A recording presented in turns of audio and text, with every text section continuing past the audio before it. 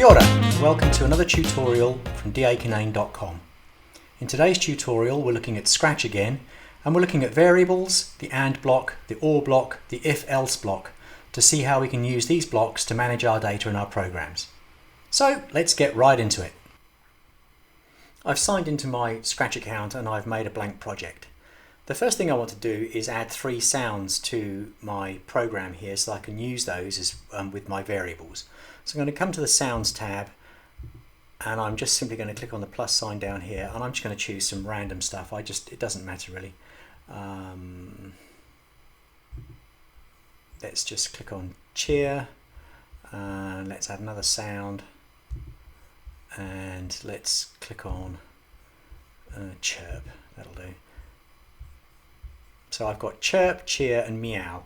Those are the 3 things that I'm going to work with as with my sound. Now that I've done that, I'm going to come across to code, and the first thing I want to do is make some variables. Now variables are this orange block down here, and when you first look at them it seems a bit strange what's going on here. We're going to make some variables, and variables do or hold a value for your programs, and so naming of your variables is quite important. It's important to name your variables so that when you're looking at your program and you're trying to debug it, the variable actually makes sense.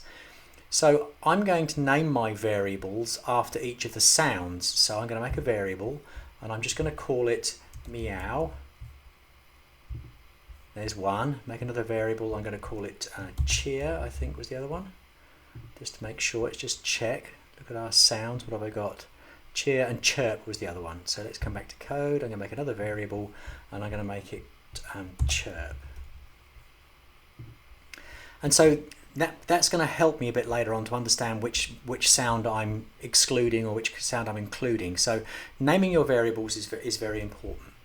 The next thing I'm going to do is set up how my variables work. But can you see over here, automatically these variables get loaded with a value of 0 over here on the screen. If you don't want to see those, and in the program we're making here it doesn't matter, but if you didn't want to see those variables displayed on the screen, you simply untick the visibility ticks here and they disappear, but they're still being used in your program. So I'm just going to tick them back on, and you can see that currently chirp, cheer and meow all have a value of 0, and that's very important. We're going to switch between a value of 1 and 0. So we're going to now set things up with our events blocks, and we're going to simply use the when green flag. I'll just zoom into this, make it a bit bigger for you. We're going to use the green flag. So at the start of the program we want to set everything up, and we're going to make sure that all our variables do start with a value of 0. So I'm just going to drag this out and I'm going to duplicate this a couple of times. So I've now got 3 blocks, and I want cheer, chirp and meow all set to 0 at the start. Every time the program starts I want to make sure that these values are set to that particular value. And so we've created our variables and now we've set them up ready to go. Now we're going to make them play to a set of criteria. Okay, so we've created our variables. Now we need to start using them.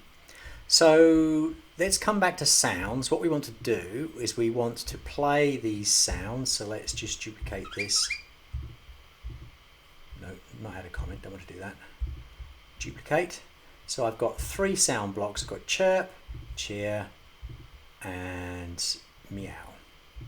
So I've got these 3 sounds and I want them to play individually. So let's play them on a particular keystroke. So let's just again duplicate this twice, and I want them to all play on a particular keystroke. But we want them to play until done. But the trouble is, if we use up arrow, down arrow and right arrow, if we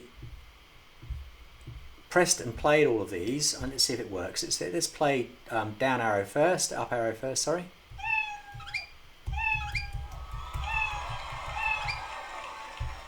Now what's happening here is they're all playing over each other, and that's not what we want, especially if we're going to use the record function to record and play something that's going to last longer than a couple of seconds. It might be, say, a 30-second recording. And we want that to play until done. And we don't want another recording to get in the way until we've finished playing the first one. And that's what we want our code to do. And we can use that with variables. So I'm just going to separate these out a little bit now. I'm going to build one block and show you what we're going to do. So first of all, what we want to happen is we want to set up an if block. So we want to set some values here. So when the up arrow key is pressed, we want meow to be what plays. But we want to tell the other programs not to play if they've been pressed, if this is it actually playing. So how do we tell that? And we can do that with our variables. So what we want to do is, let's just play with the meow. When the up arrow is pressed, what we want to do is set the variable. Now we want to do is we want to set meow to a value of 1. So if I press the up arrow, look what happens over here. I press the up arrow and the value of the meow variable has changed to 1. Now I want to use that value as information that these other two blocks won't play. So what we can do now is use this if block, and we can use these operators over here. We can use the OR block, and we can set a value now. We can say if, I'm going to use this equal sign here, so we want to set this to equals 1. And we want to grab a variable over here, so we're going to grab this. We are working with meow, so we're going to work with what we wanted to check is chirp and cheer. And I'm going to copy this, duplicate. And we're going to put these two values in here. So what we want to say is, if these two values, if these two sounds have a value of 1, it means the key's been pressed. So we don't want meow to start playing and play over the top of what's already playing. So we want it to check, first of all, if anything else is playing. And if something is playing, it's because the value's been set to 1, because the other keys have been pressed. So it's saying here, when the up arrow key is pressed, set meow to 1 straight away. That would broadcast to everything else that it's playing first, but we need to check that something else hasn't been played first. So hang on in there. Once we've got this first block done, we can then just copy and paste it and use it with the other blocks. So now what we're saying is that we've set this value to 1, but if there are any other values of 1, we don't want meow to play. So we need to tell it to wait. And we can do that with another block called event down here. And we can use, not event, sorry, control.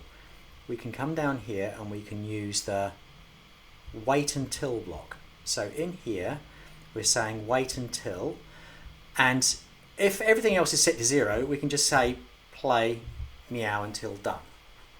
But we're going to copy this just because I need it again in a minute, so I just need to duplicate that. So, but we're just building up this block here to start off with, and the logic behind it. So we now need to wait until both of these are finished. So now, rather than using AND, we want to use the AND block. So if we click on operators again, down here we've got the AND block. We want to wait until these equal 1. So we can now drag this equal block out again, set it to 1, duplicate it, and we're checking to make sure chirp and cheer equal 0. And you'll see how that's going to happen in a moment. We need to change it back. We need to code it to change back. So we come back to our variables and we drag chirp and cheer in, and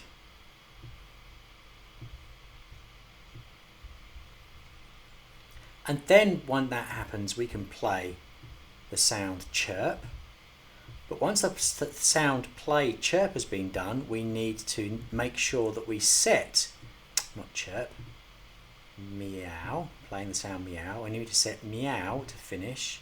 We need to now set meow back to 0 so that it tells everything else that it's not playing.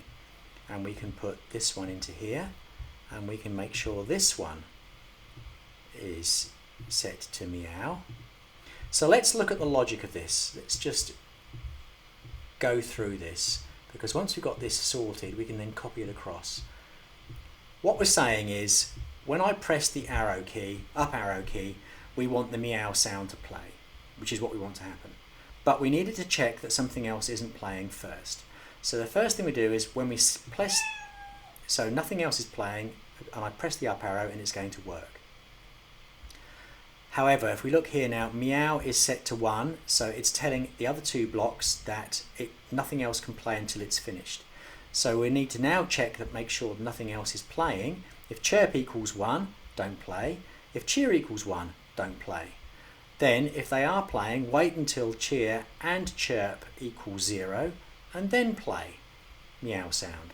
And that means that we can put something in of a longer duration than just a second. We don't have to put a wait 1 second block. We can just wait until, so it's going to check, play sound meow until it's done, and then set meow back to 0 and play sound meow. If none of these conditions are met, just play sound meow because everything equals 0, and then set 0 back to 1. And so we can do this again for the down arrow. So this time I'm just going to copy that whole block, put this back into here, and I'm going to change this from down arrow. We will set down arrow to, let's make down arrow chirp. So instead of cheer, and we don't want chirp here, we want to put meow in, and we want to take out, oh, got it the wrong way around. We're playing, no, play sound cheer. Yeah, this is where you've got to make sure it's all right. Cheer, cheer. So take this one out and put chirp in. So these two here are the one that's not this one. So cheer is the one that we want to play. So the other two sounds need to be the other two, meow and chirp.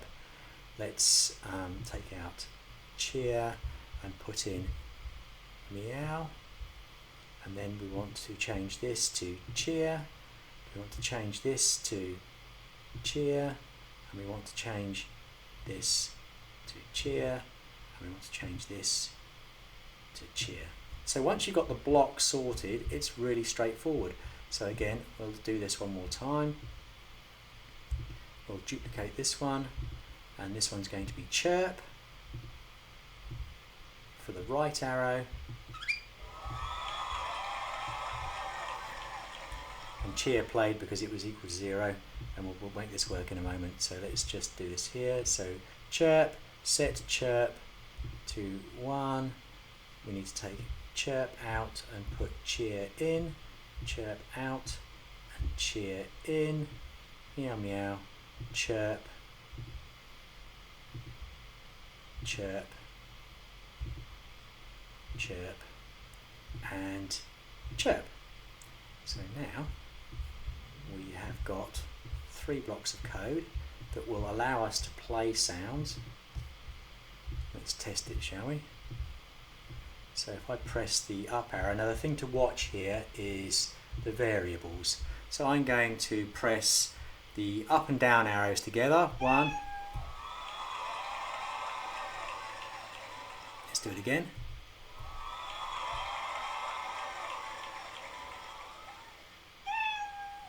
See, it waits. So let's do it again.